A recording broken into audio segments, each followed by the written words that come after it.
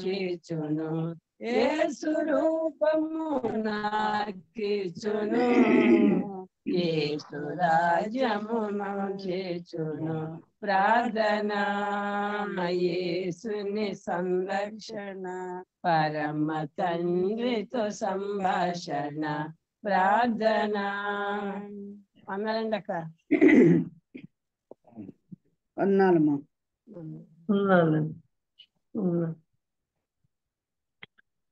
అన్నాము. చేరి వచ్చిన సోదరిములందరికి కూడా గ్రూప్ తరఫున వందనాలు తెలియజేస్తున్నాము. మరి ముఖ్యంగా ఈరోజు ప్రార్థన చేయడానికి ప్రభు మనకు అనుగ్రహించిన మంచి సమయాన్ని బట్టి దేవునికి స్తోత్రాలు వందనాలు చెల్లిస్తున్నాను. నేటి వరకు ప్రాణప్రాప్తి మనకు అనుగ్రహించి ప్రార్థనా దినంలో మరి ఆయన సన్నిధిలో ప్రార్థన చేయడానికి సోదరులు ఇప్పుడు పాడిన రీతిగా ప్రార్థన అంటే దేవుని సందర్శించడం, దేవునితో మాట్లాడడం, సంభాషించడం, ఆయన దర్శించడం. ప్రార్థన ద్వారా ఆయన దర్శిస్తున్నాం. మనము దర్శించడానికి ఎక్కడికో వెళ్ళటం లేదు. మన ఇళ్ళ ఎందే ప్రార్థన ద్వారా ఆయన సందర్శిస్తున్నాం. వ్యక్తిగతంగా ప్రార్థించాలని మేలు పొందిన విషయాలు మనము విన్నాము. అలా కుటుంబంగా ప్రార్థన చేయాలని, సంఘముగా ప్రార్థన చేయాలని, ఉపవాసంతో ప్రార్థన చేయాలని, శోధనలు తొలగిపోతాయని, కొట్లను కూడా దేవుడు ధాన్యంతో నింపుతాడని ఎన్నెన్నో విషయాలు ప్రార్థన గురించి. ఉపవాసంతో కూడా మనం ప్రార్థన చేస్తే శోధనలు దేవుడు తొలగిస్తాడని, ఏకాంతంగా కూడా ప్రార్థన చేయాలని ఎన్నో వచనాలు చరణాలు పెట్టి పాడారు. అర్ధసహితంగా ఉన్న ప్రార్థన పాటను బట్టి దేవునికి స్తోత్రాలు. బిడ్డలకు వినిపించిందా? అసలు పాట ఏం రాలేదండి మాకు. అసలు రాలే, ప్రారంభం చేశారు, ఆగిపోయింది. మాకంతా వినిపిస్తుంది. మరి మాకు కూడా రాలేదండి. వినపడింది క్లియర్ గా, స్టార్టింగ్ నుంచి వినబడ్డది. కొంతమంది ప్రాబ్లం అయినట్టు. మొత్తానికి ఆగిపోయిందండి. మరి సరే, అయిపోయింది ప్రార్థన పాట అయిపోయింది. ఇప్పుడు పాడిన సోదరులు ఇద్దరికి కూడా ప్రభు నమ్మిన వందనాలు తెలియజేస్తున్నాము. అలాగే ఇప్పుడు ప్రార్థన గురించిన సందేశము వాణి గారు తిమ్మసంద్ర నుంచి అందిస్తూ ఉండగా శ్రద్ధతో వాక్యమును ఆలకించి ఆత్మ ద్వారా ప్రార్థన చేయడానికి ప్రభు మనకు కృప చూపించిన గాక. ఈ సమయాన్ని సదరవాణికి అప్పగిస్తున్నాము. అందరికీ వందనాలు. ప్రభువైన యేసుక్రీస్తు నామములో మీ అందరికీ నా ప్రేమ వందనాలు. ఈ ప్రతి నెల 3వ శుక్రవారం మరి ఉపవాస దినంగా ఈ దినాన్ని ప్రతిష్ఠించుకొని ఈ జూమ్లో మరి ప్రత్యేకంగా ప్రకటించుకొని కూడి వస్తూ ఉన్నాము. మరి నాకు దేవుని దాసురాలు మా ప్రియ సహోదరి కేజా గారు వాక్యాన్ని, ఉపవాస ప్రార్థన గురించి అంశం మీద వాక్యం అందించమని కోరారు. దానికి నేను మరి అంగీకరించడం జరిగింది. ప్రార్థన పూర్వకంగా నేను ప్రభు నన్ను సిద్ధపరిచాడు కనుక దేవుని వాక్యం చదువుకొని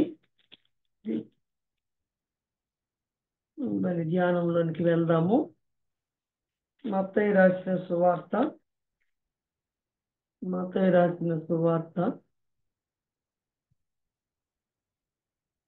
6వ అధ్యాయం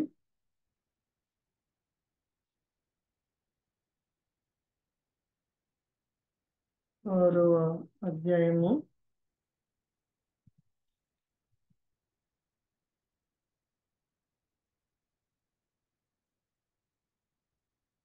17-18 వచనాలు చదువుకుందాం. ఉపవాసము చేయుచున్నట్టు మనుషులకు కనబడవలనని కాక రహస్యమందున్న నీ తండ్రికే కనబడవలనని నీవు ఉపవాసము చేయనప్పుడు నీ తల అంటుకొని నీ ముఖము కడుగుకొనుము. అప్పుడు రహస్యమందు చూస్తున్న నీ తండ్రి నీకు ప్రతిఫలం ఇచ్చును. 16వ వచనం కూడా చదువుకుందాం. మీరు ఉపవాసము చేయనప్పుడు వేషధారుల వలె దుఃఖముఖులయుండుడి. తాము ఉపవాసము చేయుచున్నట్టు మనుషులు కనపడవలనని వారు తమ ముఖములను వికారము చేసుకుందరు. వారు తమ ఫలము పొంది ఉన్నారని నిశ్చయముగా మీతో చెప్పుచున్నాను. వారు అనే మాట అక్కడ వాడాడు. వారు అంటే దేవుని ప్రజలైన ఇశ్రాయేలీయులు, పరిసయ్యులు, శాస్త్రులు. ఇక్కడ మనల్ని గురించి మాట్లాడాడు. వారు అంటే ఇక్కడికి వచ్చేసరికి ఈ యొక్క 17-18 వచనాల్లో నీ తండ్రికే కనబడవలనని నీవు ఉపవాసము చేయనప్పుడు నీ తల అంటుకొని నీ ముఖము కడుక్కొనుము, అప్పుడు రహస్యమందు చూస్తున్న నీ తండ్రి నీకు ప్రతిఫలం ఇచ్చునని యేసయ్య ఇచ్చిన మాటలు చదువుకున్నాము. చిన్న ప్రార్థనతో వాక్య ధ్యానంలోనికి వెళ్దాం. ఆకాశమందున్న మా తండ్రి, మీ ప్రియకుమారుడు మా ప్రభు రక్షకుడైన యేసుక్రీస్తు వారి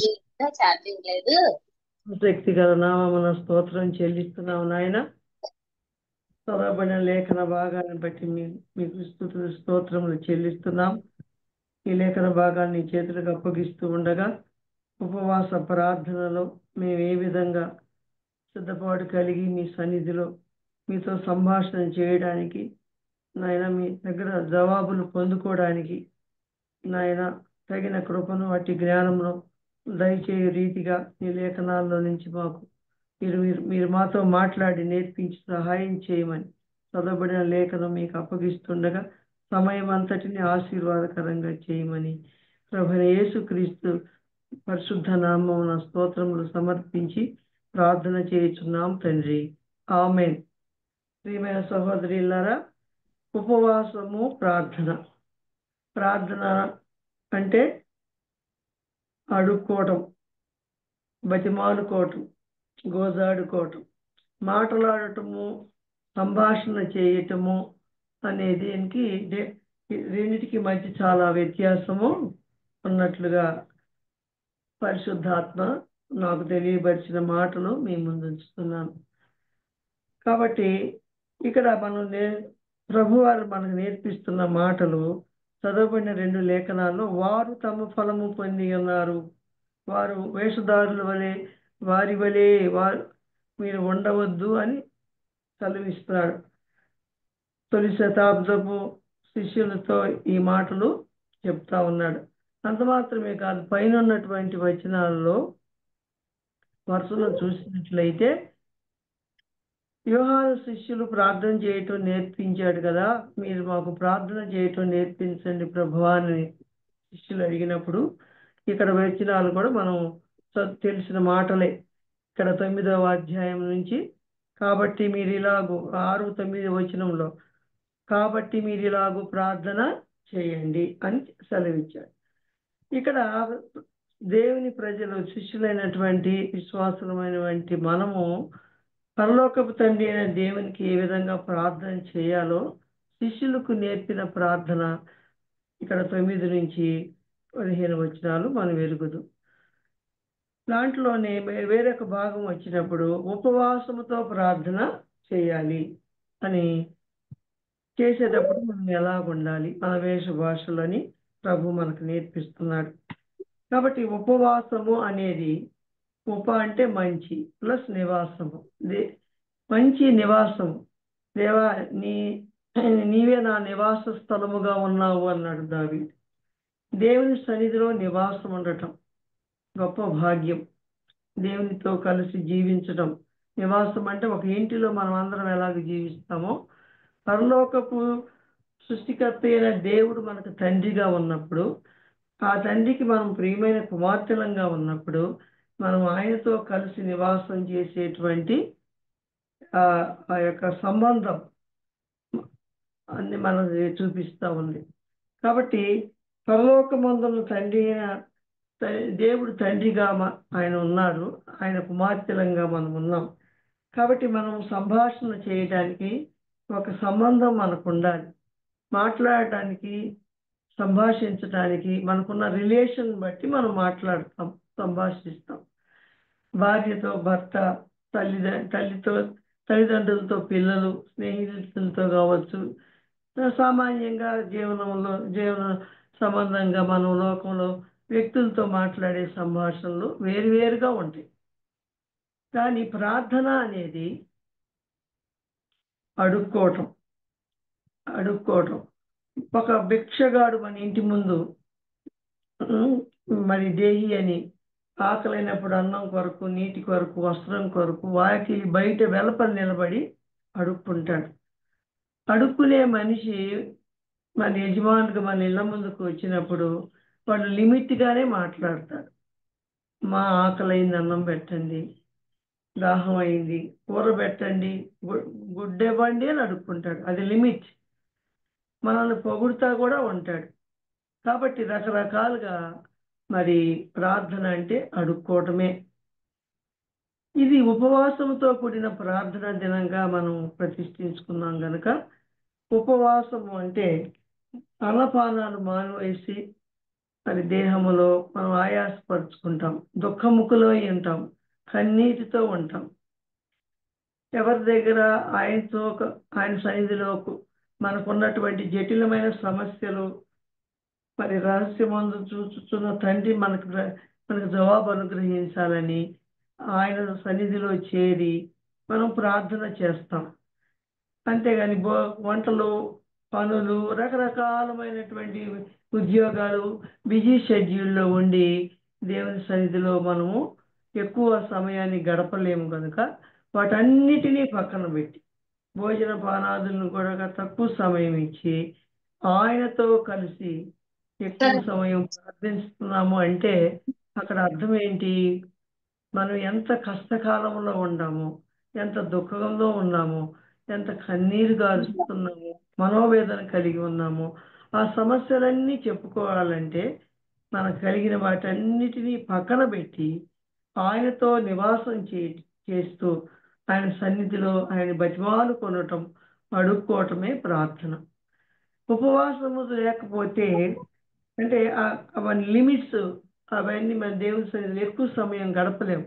తిండి మొత్తులంగా ఉంటాం, పనిలో మరి పని పాటల్లో చాలా బిజీ అయిపోతాం. విస్తారమైన పని పాటలు పెట్టుకున్న మాత్ర దేవుని పాదాల దగ్గర కూర్చోకుండా ఉన్నప్పుడు మరి దేవుడు ఏం చెప్పాడు? మరియను గురించి ఆమె ఎంతో ఆయాసపడింది. అప్పుడు ప్రభు అన్నారు, మార్తా నీవు అనేకమైన పనులు కలిగి తొందరపడుచున్నావు, మరి ఉత్తమమైన దాన్ని ఏర్పాటు చేస్తుందని సెలవిచ్చింది. అటుగా మనం చూస్తున్నాం. కనుక ఉత్తమమైన వాటిని మనం పొందుకోవాలంటే, శ్రేష్టమైన వాటిని పొందుకోవాలంటే మన కన్నీళ్లు, మన కష్టాలు, జటిలమైనటువంటి సమస్యలు మరి అంటే ఎక్కువ సమయం దేవుని సన్నిధిలో గడుపుతాం, తక్కువ ఆహారం తీసుకుంటాం, ఎక్కువ సమయము దేవుని సన్నిధిలో గడపటానికి ఉపవాస దినంగా మనము ప్రకటించుకుంటాం. కాబట్టి ఉపవాసము అవసరమని కూడా దేవుడు ప్రభువైన యేసుక్రీస్తు వారు సెలవిచ్చారు. 9వ అధ్యాయము మత్తయి రాసిన సువార్త 15వ వచనములో ప్రభు వారు అంటున్న మాటలు మనం చదువుకుందాం. యేసు అంటున్నాడు, పెళ్లి కుమారుడు తమతో కూడా నుండు కాలమున పెళ్లి ఇంటి వారు దుఃఖపడగలరా? పెళ్లి కుమారుడు వారి యొద్ద నుండి కొనిపోబడు దినములు వచ్చును, అప్పుడు వారు ఉపవాసము చేతురు. ఉపవాసం చేయాల్సిందే, అది మన బాధ్యత. పెళ్లి కుమారుడు ప్రభువైన యేసుక్రీస్తు వారు శరీరధారిగా ఈ లోకంలో జీవించినప్పుడు మరి నేర్పిస్తా ఉన్నాడు అన్నమాట. అప్పుడు యోహాను శిష్యులు ఆయన యొద్దకు వచ్చి 14వ వచనంలో రాయబడినట్లుగా, పరిసయ్యులను మేము తరచుగా ఉపవాసము చేయుచున్నాము కానీ నీ శిష్యులు ఉపవాసము చేయరు, దీనికి హేతువేమని ఆయనను అడిగారు. ఉపవాసం అనేది యూదులు మరి పరిసయ్యులు మరి యోహాను శిష్యులు అంటే యోధా జనాంగమే, వారు ఉపవాసం తరచుగా చేస్తారని, మరి మీ శిష్యులు ఎందుకు చేయరు అని అడిగినప్పుడు ప్రభువారు చెప్పిన మాట, పెళ్లి కుమారుడు తమతో ఉండు కాలం. చూడండి, పెళ్లి ఇంటిలో సంతోషం ఉంటుంది కానీ దుఃఖము ఉండదు. పెళ్లి కుమారుడు కొనిపోబడు దినములు వస్తాయి. పెళ్లి ఇంటి అప్పుడు తనతో కూడా ఉండు పెళ్లి ఇంటి వారి ఎదురుని కొనిపోబడి దినములు వచ్చును, అప్పుడు వారు ఉపవాసం చేస్తారని ప్రభువారు సెలవిచ్చారు. అప్పుడు దుఃఖము అనే మాట ఇక్కడ వాడినట్లుగా మనం చూస్తున్నాం. పెళ్లి ఇంటి వారు దుఃఖపడగలరా? పెళ్లి కుమారులు అంటే ఉపవాసంలో ఏముంది? ఉపవాస ప్రార్థనలో దుఃఖము, ఆవేదన, కన్నీరు వస్తుంది. అక్కడ చూద్దాం, చూడండి. ఇక్కడ మా ఈ విషయంలో మార్కు రాసిన సువార్త 9వ అధ్యాయంలో ఒక అపవిత్రాత్మ పట్టినటువంటి ఆ బాలుడి విషయంలో ఆ తండ్రి యొక్క బాధ మనం ఇక్కడ చూస్తాం. యేసు ప్రభు వారి దగ్గరకు వచ్చి తీసుకొని వచ్చినప్పుడు అంటాడు ఒక మాట మనం చదువుకుందాం, చూడండి. 19వ వచనం 18 నుంచి చదువుకున్నాం.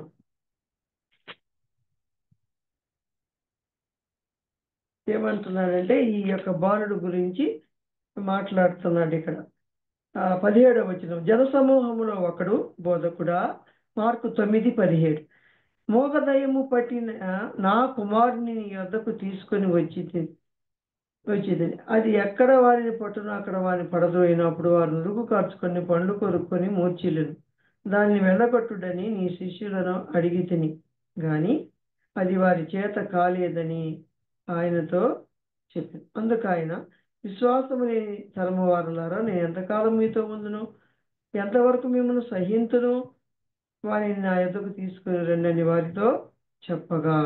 చూసారా, ప్రభు దగ్గరికి తీసుకొస్తే ప్రభు వారు లేకపోతే ఆయన శిష్యులు వెళ్ళగొట్టలేకపోయారు ప్రార్థన ద్వారా అన్నప్పుడు ఆ బాలుని తండ్రి చెప్పినప్పుడు యేసయ్య తోటి ఆయన ఏమంటున్నాడు, విశ్వాసము లేని తరము వారులారా, శిష్యుల్ని గురించి మాట్లాడుతున్నాడు. నేను ఎంతకాలము మీతో నుందును, ఎంతవరకు మిమ్మల్ని సహించును అంటున్నాడు. ఆ తర్వాత ఆయన వెళ్ళిపోయిన తర్వాత ఇంకేం జరిగింది ఇక్కడ 28వ వచనంలో, ఆయన ఇంటిలోనికి వెళ్ళిన తర్వాత ఆయన శిష్యులు, మేమెందుకు ఆ దయ్యము వెళ్ళగొట్టలేకపోతామని ఏకాంతమున ఆయన అడిగి, అందుకు ఆయన, ప్రార్థన వలననే గాని మరి దేని వలనైనను ఈ విధమైనది వదిలిపోవటం అసాధ్యమని వారితో చెప్పాను. ప్రార్థన వలననే అనేది ఫుట్ నోట్లో కింద చూసినప్పుడు 2 వేసినప్పుడు ఉపవాసము వలననే అని అర్థం ఇచ్చి కూర్చబడి ఉన్నది అని వ్రాయబడి ఉంది. కాబట్టి ప్రార్థన వలననే కానీ మరి దేని వలనను ఈ విధమైనది వదిలిపోదు అన్నాడు. కనుక ఉపవాసము అనేది అసాధ్యమైన వాటిని సుసాధ్యము చేయగలిగినటువంటి శక్తిని మనం పొందుకోగలుగుతాం. అక్కడ ఏముంది, దుఃఖంతో వచ్చాడు, బాధతో వచ్చాడు కుమారుని తీసుకొని. అట్లాగే నా జీవితంలో మన గృహములో ఇలాంటి పరిస్థితులు ఎదురైనప్పుడు మనకు నెమ్మది ఉంటుందా? మన బిడ్డలు ప్రభువుని నమ్ముకోకపోతే నెమ్మది ఉంటుందా? మన బిడ్డలకు వ్యాధులు వస్తే మనకు నెమ్మది ఉంటుందా? చెప్పండి. మరి ఇలాంటివి పోవాలి, ఇలాంటి శోధనలు పోవాలి, ఈ వ్యాధులు పోవాలి, ఈ యొక్క కష్టమో ఈ దుఃఖమో మనల్ని మన కుటుంబంలో నుంచి బయటికి వెళ్ళాలి అంటే ఏముండాలి? మొదట విశ్వాసం ఉండాలి.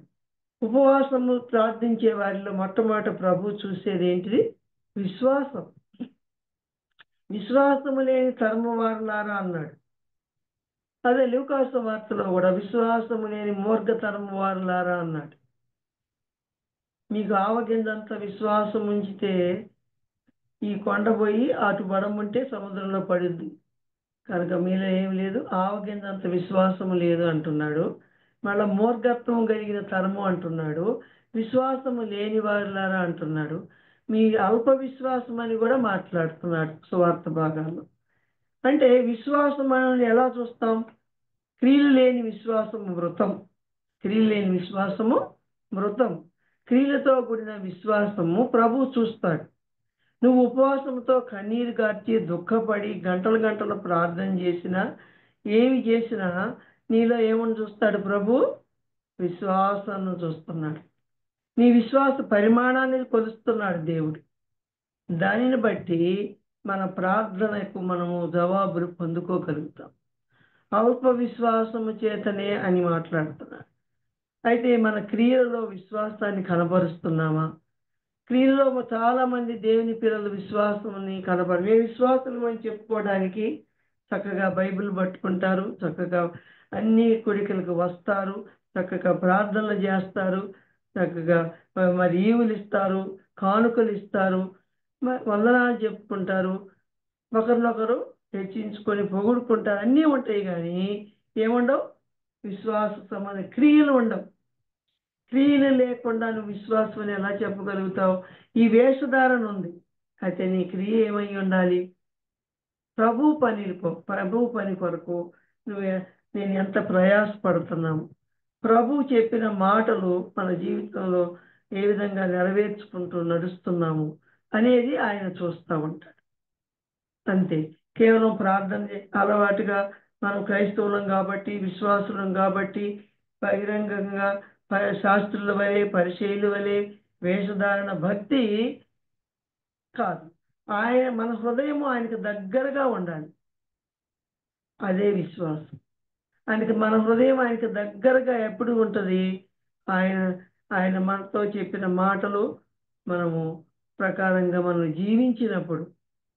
మరి ధర్మం చేసే విషయంలో మరి ఒక మాట అన్నాడు అక్కడ 6వ అధ్యాయము 4వ వచనంలో, మత్తయి రాసిన సువార్త 6వ అధ్యాయము 4వ వచనంలో ఏమన్నాడు? నీవైతే ధర్మము చేయనప్పుడు నీ ధర్మము రహస్యముగా ఉండు నిమిత్తము నీ కుడి చేయి చేయనది నీ ఎడమ చేతికి తెలియకుండా వలెను. అట్లయితే రహస్యమందు చూచు నీ తండ్రి నీకు ప్రతిఫలం ఇచ్చు. నీ కుడి చేతితో చేసేది ఎడమ చేతితో తెలియకూడదని విధంగా రహస్యంగా చేసేటువంటి ధర్మాలు ఉన్నాయి. వాటిని ఎవరు చూస్తారు? ప్రజలు చూడాల్సిన పని లేదు, దేవుడు చూస్తాడు. ధర్మ కార్యాలు చేయాలి అని హెబ్రీ పత్రికలో కూడా రాయబడి ఉంది. అది స్తుతియాగము అర్పించుము అంటూ ఆ వచనము హెబ్రీ పత్రికలో మనకు తెలుసు. ఆ విషయం 13వ అధ్యాయంలో ఉంటుంది ఆ మాట. మనము దేవునికి ఎల్లప్పుడూ స్తుతియాగము చేయుదుము, అనగా ఆయన నామమును ఒప్పుకొనుచు జీవఫలము అర్పించుదుము.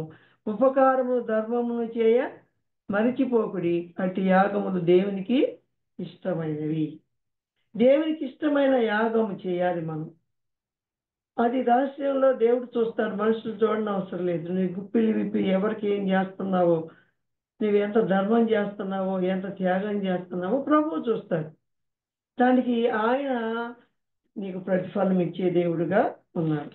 అయితే ఈ యొక్క 16వ వచనంలో ఏమంటున్నాడు? 17వ వచనంలో ఈ యొక్క 6వ అధ్యాయంలో రహస్యమందు నీ తండ్రికే కనబడవల్లని నీ ఉపవాసము చేయాలి. నీ ఉపవాసము ఎవరికి కనపడాలి? ప్రభుకే.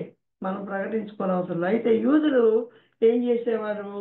ఉపవాసం చేసేటప్పుడు వాళ్ళు స్నానం చేయరంట, తలదూకోరంట, తల మీద దుమ్ము పోసుకుంటారు, ధూళి కొట్టుకొని ముఖం మీద పోసుకొని వారు చూడటానికి వికారముగా, చూడటానికి అసహ్యంగా ఉండి వారు మేము ఉపవాసం ఉన్నామన్నట్లుగా ప్రజలకు కనపరుచుకుంటారని వ్రాయబడి. అలాగే మీరు ఉండకూడదు, అసాధారణమైన విషయాలు చేయకూడదు, సాధారణముగానే మీరు ఉండాలి. మీరు మామూలుగానే ఉండాలి. తల దువ్వుకోకుండా, స్నానం చేయకుండా, ధూళి దుమ్ము కొట్టుకుని ముఖం వికారంగా చేసుకొని మరి ఏమి తీసుకోకుండా ఉంటే మీకేమొస్తుంది? ఏమి రాదు. అది అసహ్యమైనటువంటిది. ఇతరులు చూడాలనే వేషం మనకు వద్దు, అసాధారణమైనది ఏది కూడా మనకు వద్దు అని ప్రభు చెప్తున్నాడు. రహస్యమందు చూచుతున్న నీ తండ్రి నీకు ప్రతిఫలము ఇస్తాడు. ఏం చూస్తున్నాడు? రహస్యములో అందున్న తండ్రి. ఆకాశం మందు ఆయన ఉన్నాడు, భూమి మీద మనం ఉన్నాము. మనం ఉపవాసంతో చేరి వచ్చాము. ఈ ఉదయకాలం ప్రార్థన చేస్తున్నాము. ఏమి చూస్తాడు? చూచుతున్న నీ తండ్రి. రహస్యమందు చూచుతున్న నీ తండ్రి అంటే హృదయ రహస్యాలను చూస్తున్నాడు, హృదయమును చూస్తున్నాడు, హృదయాన్ని పరిశోధిస్తున్నాడు దేవుడు. నీ విశ్వాసాన్ని పరీక్షిస్తున్నాడు, నీ రహస్యాలను పరిశీలిస్తున్నాడు, నీ యొక్క సత్క్రియలను చూస్తున్నాడు, నీ ధర్మకార్యాలను చూస్తున్నాడు, దేవునికి ఇష్టమైన వాటిని చేయుచున్నామా లేదా అని చూస్తున్నాడు. చూడండి ఆ మాట 1 యోహాను పత్రికలో ఒక మాట పరిశుద్ధాత్ముడు జ్ఞాపకం చేస్తున్నాడు. ఆ మాట చదువుకుందాం. 1 యోహాను రాసిన పత్రికలో 3వ అధ్యాయము 22వ వచనం. మరియు మనం ఆయన ఆజ్ఞలను గైకొనుచు ఆయన దృష్టికి ఇష్టమైనవి చేయుచున్నాము కనుక. అంతేగాని స్నానం చేయకుండా, తలదూకోకుండా, తల మీద ధూళి పోసుకొని, ముఖం మీద ధూళి పోసుకొని, మరి ముఖంలో అది ఏడుస్తూ వికారముగా, చూడటానికి అసహ్యంగా మనుషులకు కనపడుతున్నటువంటి ఆ వేషధారణ, అది కాదు దేవుడు చూసేది. అది మనుషులకు కనపడవాలని చేసేది. వాడు ఉపవాసం ఉంటే యూదులు ఇలాగ ఉంటారు, విశ్వాసం ఉంటే క్రైస్తవులు ఇలాగ ఉంటారు, ఉపవాసం ఉన్నప్పుడు అని మనుషులకు కనపడవాలని మనం ఏది చేయకూడదు.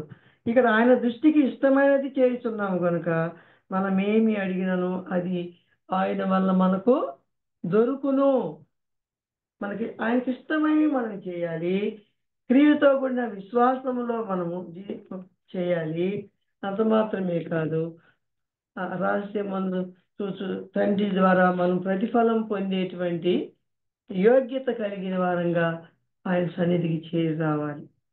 అంతేగాని భోజన పానాలను మానివేసుకొని మరి రోతగా కనపడితే అది ఉపవాసం అనబడదు.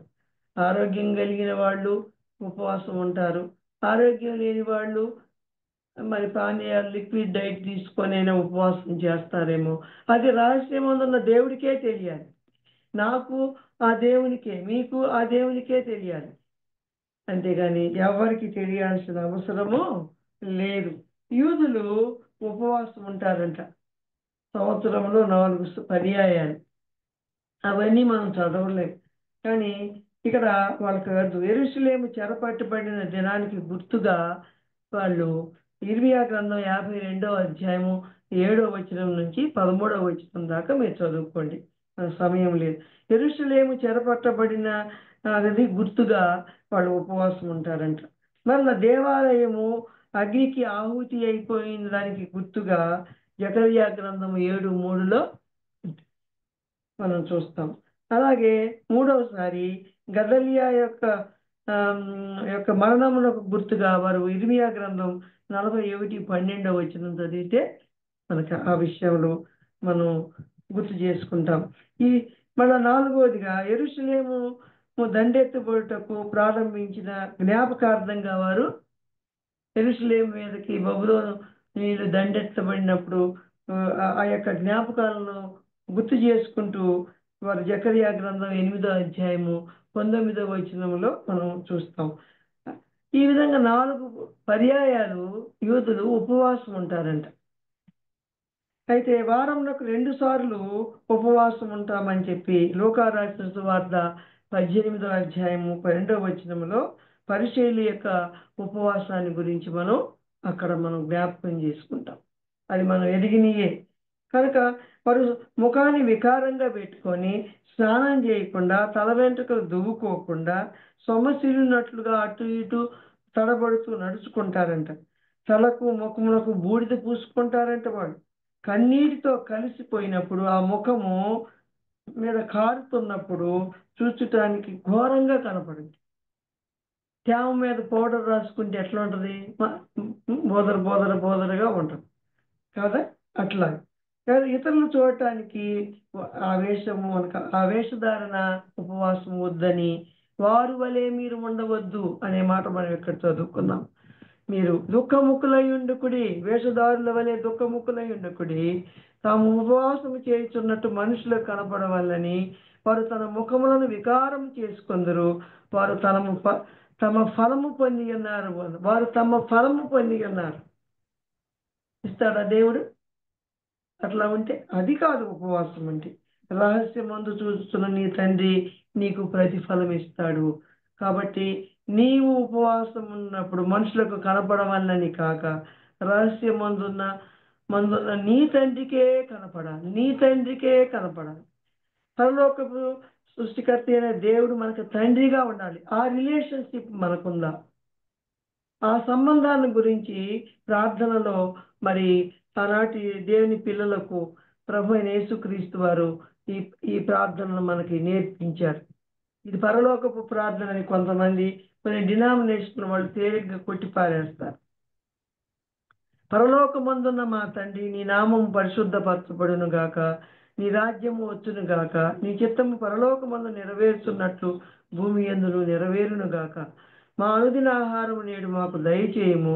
మా రుణస్తులను మేము క్షమించిన ప్రకారం మా రుణములను క్షమించుము. మమ్మల్ని శోధనలోనికి తేక దుష్టు నుండి మమ్ము తప్పించుము. మనుషుల అపరాధములను మీరు క్షమించిన ఎడల పరలోకపు తండ్రి మీ అపరాధములను క్షమించును. మీరు మనుషుల అపరాధములను క్షమింపకపోయిన ఎడల మీ తండ్రి మీ అపరాధములను క్షమించు. ఈ ప్రార్థనే మనం దేవుణ్ణి అడగాల్సినవి. మెయిన్ పాయింట్స్ ఇవే. ప్రార్థన అంటే అడుక్కోవటం. నేను ఆకాశం మందు ఉన్నారు, మీరు భూమి మీద ఉన్నారు, మీ మాటలు కొద్దిగా ఉండాలి. వారు విస్తరించి మాట్లాడుట వలన అనే మాట కూడా ప్రభు వారు ఇక్కడ మాట్లాడతాడు. చూడండి 8వ, మీరు ప్రార్థన చేయనప్పుడు అన్ని జనుల వల్లే వ్యర్థమైన మాటలు వచింపవద్దు. విస్తరించి మాట్లాడటం వలన తన మనవి వినబడునని వారు తలంచుతున్నారు. మీరు వారి వల్లే ఉండదు.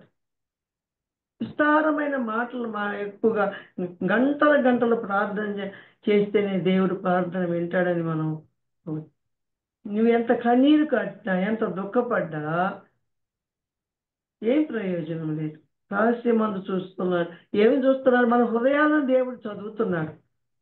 మన దేవుడికి ఇష్టమైనగా జీవిస్తున్నామా, ఇష్టమైన కార్యాలు జరిగిస్తున్నామా, విశ్వాసము దగ్గర క్రియలు మనలో ఎంత మేరకు అభివృద్ధి చెందుతున్నాం.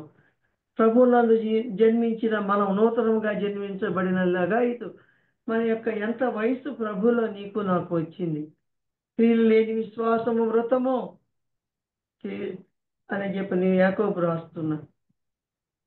మీ సత్క్రియలు చూసి పరలోకమందున్న దేవుడు మహిమపరచబడతాడు.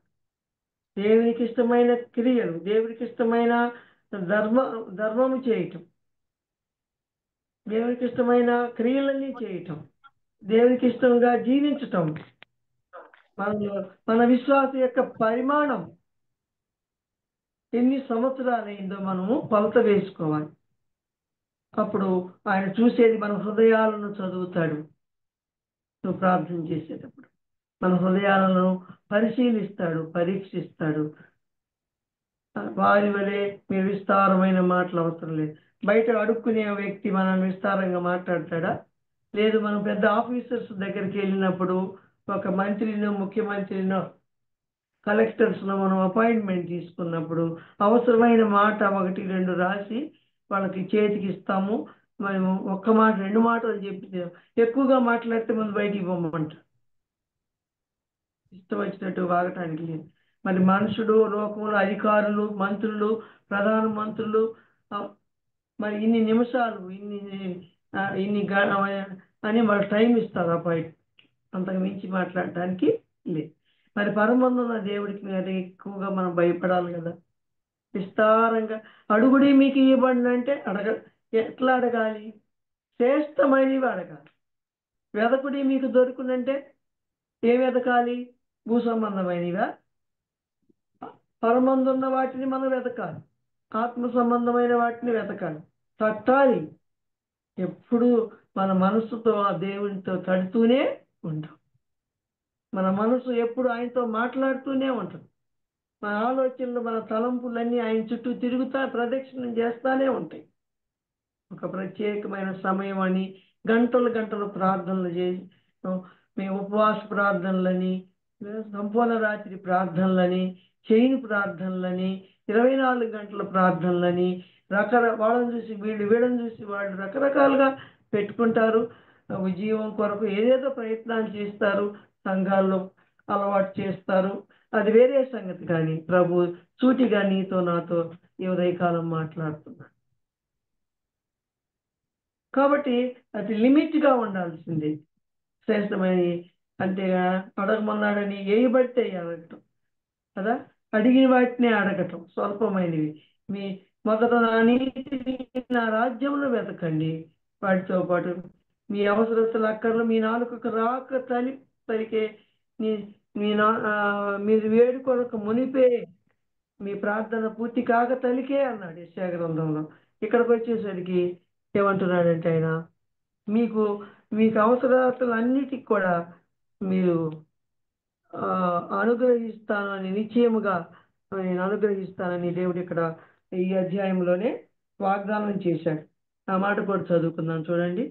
ఏమి త్రాగుదుమో, ఏమి తిందుమో, ఏమి త్రాగుదుమో అని మీ ప్రాణమును గురించి నేను ఏమి ధరించుకుని మీ దేహం గురించి చింతపడకుడి అంటూ ఆయనను మీ పరలోకపు తండ్రి వాటిని పోషించుతున్నాడు కదా, పశువుల్ని, ఆకాశ పక్షుల్ని, మీరు వాటికంటే బహుశ్రేష్ఠులు కనుక అంటున్నాడు. కనుక దేవుడు మనకి ఒక వాగ్దానం చేశాడు. కాబట్టి మీరు 31వ వచనంలో ఏమి తిందమో, ఏమి త్రాగుదమో, ఏమి ధరించుకుందామో అని చింతపడకుడి, అన్ని జనులు వీటి విషయమై విచారపడతారు, విచారించు. ఇవన్నీ మీకు కావాలని మీ పరలోకపు తండ్రికి తెలియదు. మొదట నా నీతిని, నా రాజ్యాన్ని వెతకండి, వాటితో అప్పుడు అన్ని మీకు అనుగ్రహిస్తానని ప్రభు వాగ్దానం చేసిన దేవుడు, నమ్మదగిన దేవుడు అని మనం చూస్తా ఉన్నాం. ప్రియమైన సహోదరులారా, ఇవన్నీ మనం ఎరుగుదాం, ఈ వాక్యాలు చదువుతున్నాం, వింటున్నాం, కానీ మన యొక్క ప్రార్థనా శైలిలో మార్పు రావటం లేదు. శ్రేష్టమైన వాటిని మనం కోరుకోవాలి. దేవుని నీతిని, దేవుని రాజ్యాన్ని మనము వెదికే వారంగా ఉండాలి. ఏం వెతుకుతున్నాం? ఆయన నీతిమంతులుగా చేశాడు, నీతిమంతులంగా జీవిస్తున్నామా? ఆయన పరలోక రాజ్య సంబంధులంగా మనం ఈ లోకంలో కూర్చుండబెట్టాడు దేవుడు మనల్ని. ఈ లోక సంబంధంలో కాదు, పరలోకంలో నన్ను కూర్చుండబెట్టాడు. ఎంత ఆనందం, ఎంత వైభోగం, మన యొక్క ఆత్మీయత. ఏది ఉన్నా కొంతమందికి ఎన్నున్నా ఏదో కొరత. అయితే దేవుని పిల్లలు, దేవుని ఆత్మ కలిగినటువంటి వాడు వాళ్ళకి అన్ని విషయాల్లో సంతోషమే. ఎప్పుడూ సంతోషిస్తారు, ఎప్పుడు ఆనందిస్తారు. ఉన్నవే నాకు ఎక్కువగా ఉన్నాయి అన్నట్లుగా ఆనందిస్తారు, దేవుని స్తుతిస్తారు అని మనం నేర్చుకుంటున్నాం. కాబట్టి ఆ విషయాలు మనం రహస్యమందు చూస్తున్న తండ్రి, ఎక్కువ సమయం లేదు, కొన్ని వచనాలు చదువుకుందాం. చూస్తున్న తండ్రి నీకు ప్రతిఫలం ఇస్తాడని దేవుడి వాక్యంలో మనం చూస్తున్నాం. ఏమిటి క్రీస్తు మన మానవ హృదయాన్ని పరిశోధిస్తున్నాడు అనేది మనం చూసినట్లయితే, మొదటి దినవృత్తాంతముల గ్రంథము 28వ అధ్యాయం 9వ వచనంలో రాయబడి చదువుతున్నాం. సొలొమోను, నా కుమారుడా, నీ తండ్రి యొక్క దేవుడైన యెహోవా అందరి హృదయములను పరిశోధించువాడును, ఆలోచనలన్నిటినీ, సంకల్పములన్నిటినీ ఎరిగిన వాడునై ఉన్నాడు. సొలొమోనుతో మాట్లాడుతున్నాడు. సొలొమోను ఎంత జ్ఞానవంతుడు, ఎంత గొప్ప రాజు, ఎంత నెమ్మదిగా 40 దినాలు తన రాజ్యాన్ని పరిపాలించాడు, ఎన్ని బుక్స్ రాశాడు. చివరికి ఏమయ్యాడు? 3 సార్లు దేవుడు గద్దించిన భ్రష్టుడైపోయాడు. అయితే యోసేపు జీవితం, ఆ యవనస్తుడి జీవితము, ఆయన ఏ ప్రసంగాలు చేయలేదు, కానీ దేవునికి భయపడిన వాడుగా, మంచి సత్ప్రవర్తన కలిగిన వాడుగా ఆయన జీవించినప్పుడు అన్ని విషయాల్లో దేవుడు ఆ బిడ్డను హెచ్చించాడు, వర్ధిల్ల చేశాడు. దేవుడు అతనికి తోడై ఉన్నాడు. ప్రసంగాల ద్వారా, విస్తారమైన ప్రార్థనల ద్వారా మాత్రమే మనం పొందుకుంటాము అనుకోవచ్చు. ప్రార్థన చేయొద్దని దేవుడు అనలేదు, అడగొద్దని దేవుడు చెప్పలేదు, ఉపవాసం ఉండాల్సిందే. ఇప్పుడు నేను వెళ్ళిపోయిన తర్వాత మీకు ఈ లోకంలో శ్రమ కలుగును, మీరు ధైర్యం తెచ్చుకోండి, అయినను నేను లోకంలో జయించి ఉన్నాను అన్నాడు. మన శ్రమలు ఉన్నాయి, ఈ లోకంలో మనకు శ్రమ ఉంది, శోధన ఉంది, బాధ ఉంది, దుఃఖం ఉంది. లోకము, శరీరము, సాతాను శోధించింది. వాటన్నిటి మీద మనం జయం పొందాలి అంటే ఆయనతో మంచి రిలేషన్ కలిగి మనం ఉండాలి, ప్రార్థనలో తక్కువగా ఉండాలి, ఆయనతో సంభాషించే ఎటువంటి ధైర్యము, అర్హత, మరి చాలా జాగ్రత్తగా ఉండాలని మనం హెచ్చరించబడతా ఉన్నాం. కీర్తన గ్రంథం 44:21లో అంటున్నాడు, హృదయ రహస్యములు ఎరిగిన దేవుడు ఆ సంగతిని పరిశోధింపక మానునా అంటున్నాడు. హృదయంలో ఉన్న ఇవన్నీ ఆయనకి తెలుసు. ఏ సంగతి పరిశోధించకమంటాడు? ఆ సంగతి. అలాగే 35వ కీర్తనలో వచనం చదువుకున్నాం చూడండి. 35వ కీర్తన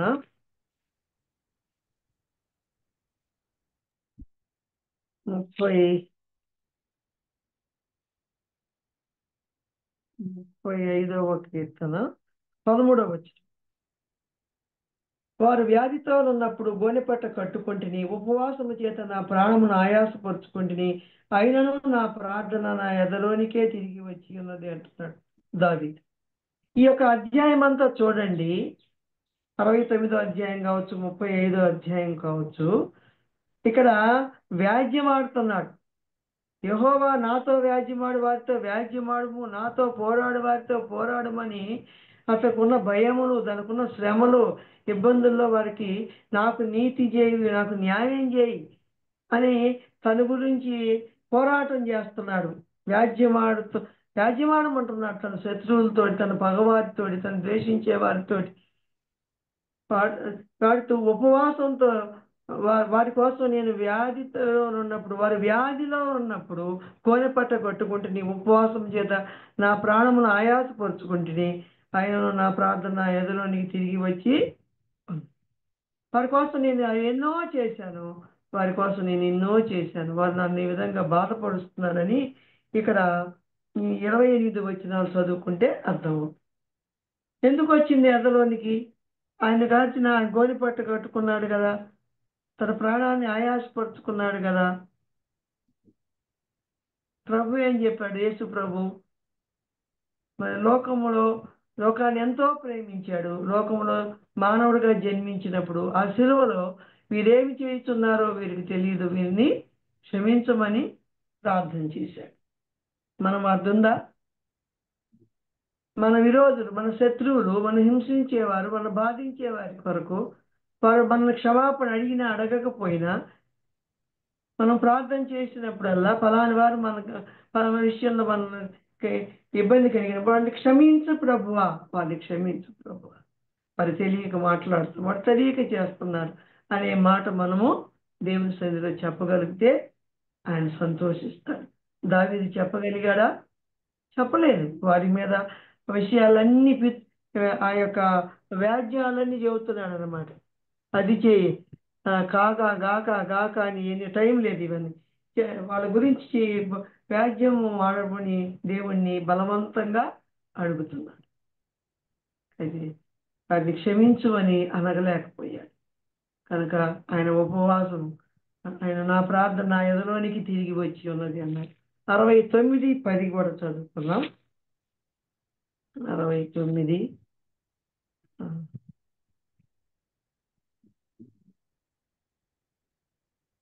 10 ఉపవాసముని నేను కన్నీరు విడువుగా అది నాకు నిందాస్పదమాయను. నేను గోనెపట్ట వస్త్రముగా కట్టుకొనినప్పుడు వారికి హాస్యాస్పదుడనైతిని. సరే, ఎగతాళిగా మారిపోయిందంట ఆయన ప్రార్థన. ఈ లోకంలో ఉండగా ఈ లోకం మనల్ని అలాగే చూస్తుంది. లోకానికి తెలియదు, ఎందుకంటే లోకం ఆయనను ఎరగలేదు. లోకము ఆయనను ఎరగదు, ఆయన ఎరగలేదు కనుక అలాగే ఉంటుంది. నీ రక్షణ సత్యమును బట్టి నాకు ఉత్తరం ఇమ్మని ఆ 13వ వచనంలో అంటున్నాడు. యెహోవా అనుకూల సమయంలో నేను నిన్ను ప్రార్థించుతున్నాను, దేవా నీ కృపాబాహుళ్యం బట్టి నీ రక్షణ సత్యం నాకు ఉత్తరం ఇమ్ము అని ఆయన బ్రతిమాలుకుంటున్నాడు.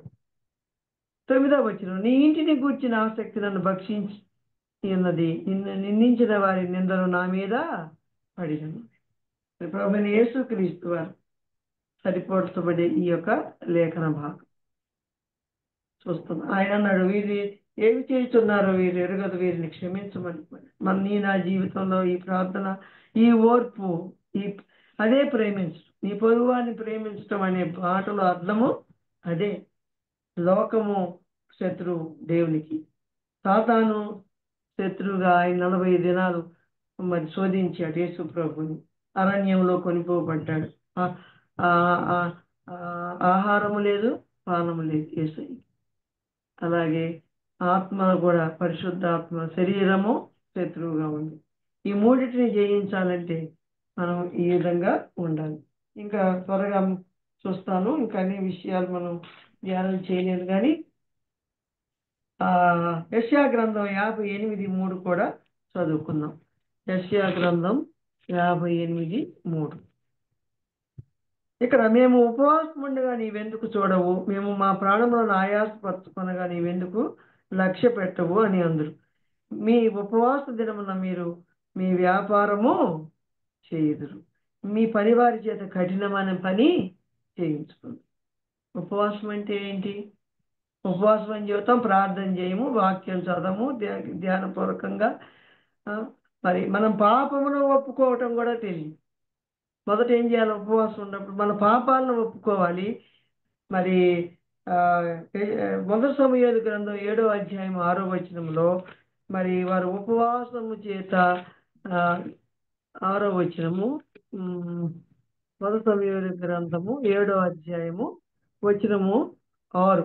వారు మిస్పాలో కూడుకొని నీళ్లు చేది యెహోవా సన్నిధిని కుమ్మరించి ఆ దినమున ఉపవాసం ఉండి యెహోవా దృష్టికి మేము పాపాత్ములమని ఒప్పుకొంది అన్నాడు.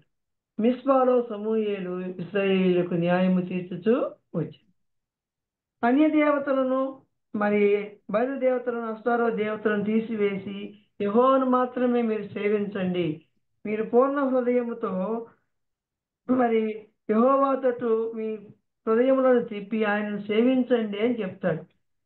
దేవుని ప్రజలైన ఇశ్రాయేలీయుల హృదయాల్లో ఎన్ని అన్య దేవతలు ఉన్నాయో, ఆయన హృదయము, దేవుని ప్రజలైనటువంటి ఇశ్రాయేలు ప్రజల హృదయాలు లోకం వైపు తిరిగిపోయింది కనుక ఆయన హెచ్చరించాడు. కనుక యెహోవాను అనుసరింప దుఃఖించుచుండగా సమూయేలు ఇశ్రాయేలుతో ఇట్లనెను, పూర్ణ హృదయంతో యెహోవా యొద్దకు మీరు వండుకొని అంటున్నాడు. మనం ఎలా ఉన్నాం? విశ్వాసమైన మన హృదయాలు ఎటు తిరిగిపోతున్నాయి? మన హృదయాల్లో ఎన్ని దేవతలు ఉన్నాయి? మన హృదయంలో ఎంత పాపాన్ని దాచుకొని ప్రార్థన చేస్తున్నాం? పాపము లేదని చెప్తే దేవుడు అబద్ధికుడు అవుతాడు. పాపం అని మొదటి యోహాను పత్రికలో 7వ వచనంలో ఉంది. కనుక పాపం లేని వాడని చెప్పుకుని దేవుని అబద్ధికుడిగా చేస్తాం మనం. ఆయన ఎంత గొప్ప దేవుడు!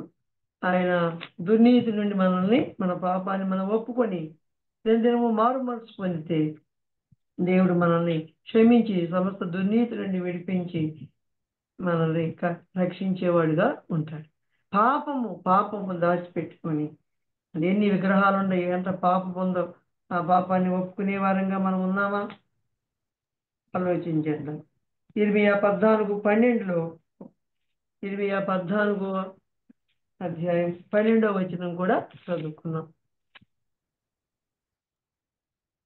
14:12 ఎన్ని మనకు తెలిసి జ్ఞాపకం చేసుకుంటూ వెళ్ళిపోదాం. వారు ఉపవాసం ఉన్నప్పుడు నేను వారి మొరను వినను, వారు దహన బలియైనను నైవేద్యమైనను అర్పించినప్పుడు నేను వాటిని అంగీకరింపను.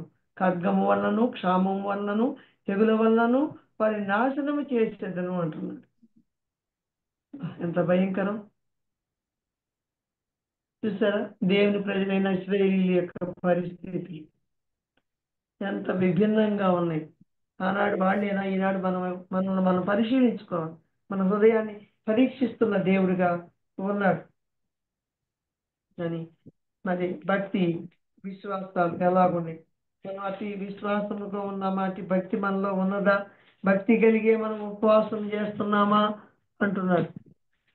ఆ వచనం మనం మనం మనం మనం భక్తి కలిగి ఉపవాసం చేస్తున్నామా అంటున్నాడు దేవుడు. నేను వినను అంటున్నాడు. దేనికి అంటున్నాడు? ఈ ప్రజల నిమిత్తం నువ్వు ప్రార్థన చేయవద్దు అంటున్నాడు. కారణం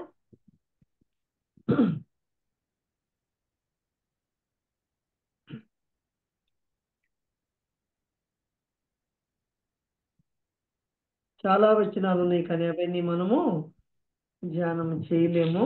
కాబట్టి మనం విషయాలు ఈ ఉపవాస ప్రార్థన జీవితంలో మనం ఎస్తేరు ప్రార్థన చేసింది ఆ 7 చెలికత్తెలను పెట్టుకొని అంతఃపురంలో ఎంత త్యాగం, ప్రాణాన్ని, సుఖభోగాన్ని కూడా త్యాగం చేసి ప్రాణాన్ని సైతం లెక్క చేయకుండా దేవుని రాజు సముఖంలో నిలిచి మరి యోధుల రక్షణ కొరకు ఆమె ఉపవాసంతో దుఃఖంతో ప్రార్థన చేసింది. ప్రాణాన్ని కూడా లెక్క చేయలేదు, సుఖభోగాన్ని విడిచిపెట్టింది. మోషే కూడా ఏం చేశాడు? తనకు కలగబో బహుమానం మీద దృష్టి ఉంచి మరి ఆయన ఫరో కుమారుడు అని అనిపించుకోలేదు, కానీ ఆయన ఎలాగో ఉన్నాడో అక్కడ చూద్దాం. 11:25లో హెబ్రీ రాసిన పత్రిక 11:25లో ఆ మాటలు ఉంటాయి. 11:25లో ఫరో కుమార్తె యొక్క కుమారుడు అనిపించుకున్నట్టు ఒప్పుకొనలేదు. ఏలయనగా అతడు ప్రతిఫలముగా కలగబో బహుమానమందు దృష్టి ఉంచెను. అతడు ప్రతిఫలముగా కలగబోవు బహుమానమందు దృష్టి ఉంచి ఆయన ఏం చేశాడు? దృష్టి ఉంచి విశ్వాసమును బట్టి అతడు అదృశ్యుడైన వాడిని చూస్తున్నట్టు స్థిరబుద్ధి గలవాడై రాజాగ్రహమునకు భయపడక ఐగుప్తును విడిచి పోయి. విశ్వాసి పరలోక సంబంధి అయినటువంటి వాళ్ళం మనం. మరి 10 గంటల 5 నిమిషాలే ఉంది. చాలా నేను సిద్ధపడ్డాను, కానీ అవన్నీ నేను చెప్పలేను, మన సమయం తక్కువగా ఉంది. కాబట్టి మన హృదయాలు ఉపవాసం అవసరమే. దేవుడు దైవ చిత్తానుసారముగా మనం ఏది అడిగినో ఆయన వల్ల మనము మన ప్రార్థన దైవ చిత్తానుసారంగానే ఉండాలి. మన విశ్వాసము కలిగి క్రియలతో కూడిన విశ్వాసముతో దేవుని సన్నిధికి వచ్చి మనం ప్రార్థించే వారిగా ఉండాలి. ధర్మకార్యాలు చేయాలి, సత్క్రియలు చేయాలి. రహస్యమందు చూచు తండ్రి పనికి ప్రతిఫలమిచ్చే దేవుడిగా ఉన్నాడు. కాబట్టి ప్రతిఫలము అనేది మన దేవుని నీ తండ్రి నీకు ఇచ్చును, నీ తండ్రి నీకు ఇస్తాడు, మరి ఎవరు కాదు. కాబట్టి ఒక విషయము ఆదికాండము 15:1 చదివి నేను ముగిస్తాను. ఆదికాండము 15వ అధ్యాయము 1వ వచనం. టైం లేదు. ఆదికాండము 15వ అధ్యాయం 1వ వచనం. ఇవి జరిగిన తర్వాత యెహోవా వాక్యము అబ్రహామునకు దర్శనమునందు వచ్చి, అబ్రహమా భయపడకము, నేను నీకు కేడెము, నీ బహుమానము అత్యధికమగునని చెప్పాను. అబ్రహాం ఎవరు, ఎలా వచ్చాడు అన్నీ మనకు ఆయన గురించి తెలుసు. కానీ ఈయన 22లో అంటాడు, ఈయన దేవునికి భయపడువాడని నేను ఎరుగుదు, ఇందువల్ల నాకు తెలిసింది అన్న. దాన్ని ఎవరు ధనవంతుడిగా చేయవసరం లేదు. చెప్పులు వారైనా నాకు అవసరం లేదు, అది నా దేవుడే నన్ను ధనవంతుడిగా చేస్తాడు, నాకు ఎవరిది ఏం అవసరం లేదు అని ఆ రాజుల మీద దండెత్తినప్పుడు ఒక రాజు అంతా తీసుకో, నీ చేతికి అప్పగించిన సర్వోన్నతులకు దేవుడు స్తుతింపబడును గాక అని 20వ వచనంలో 14:20లో నీ శత్రువులను నీ చేతికి అప్పగించిన సర్వోన్నతులకు దేవుడు స్తుతింపబడును గాక అని చెప్పాను. అప్పుడు అతను అన్నిటిలో ఇతనికి 10వ వంతు ఇచ్చెను. 22లో అబ్రాహాము, నేనే అబ్రాహామును ధనవంతుడిగా చేసుకొని నీవు చెప్పకూడనట్లు ఒక నూలు పోగైన చెప్పుల వారైనను నీ వాటిలో ఏదైనా తీసుకుని ఆకాశమునకును భూమికి సృష్టికర్తయ్యను సర్వోన్నతుడును దేవుడు నేను యెహోవా ఎదుట నా చెయ్యి ఎత్తి ప్రమాణము చేసి ఉన్నాను.